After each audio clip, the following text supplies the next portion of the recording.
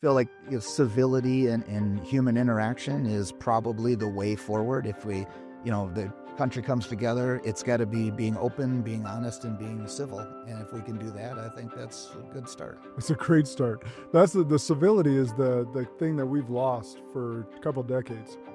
It's like having a conversation with that someone's found their identity in their political affiliate. Like, it's really hard to have those civil conversations. And that's why we talk about your establishment so much and this really where that podcast idea got birthed is we can sit in your cigar lounge with any different walk of life. Yep. Lower class, upper class, different skin colors, different religions, different political ideologies, and have a civil conversation over a shared experience of love of cigars and have some of the most beautiful conversations. Well, and I can tell, that's clearly what, I'm in that industry because of that very fact. I fell in love with the cigar culture 30 years ago in Boston when I had my first cigar at a cigar lounge.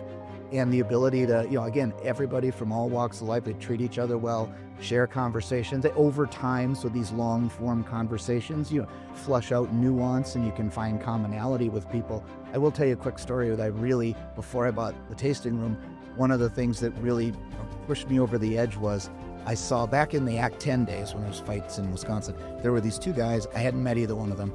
They happened to sit down next to each other at the old tasting room, a small place. And they introduced themselves and lit up their cigars, just randomly started talking. They'd never met. The one guy says, "Hey, so what do you do?"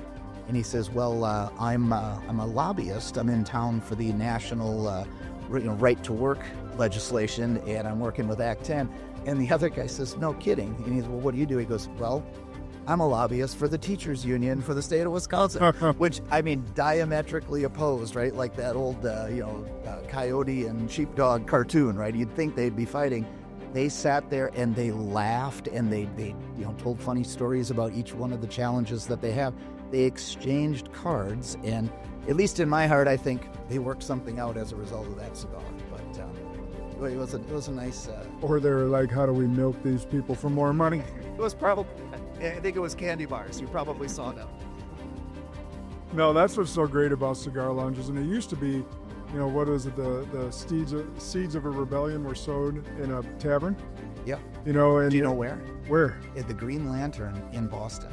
It's one of the oldest, Union Oyster House, and then about a half a block away, where Paul Revere actually went to hide in the basement that night, where they keep the ale down in the basement. He hid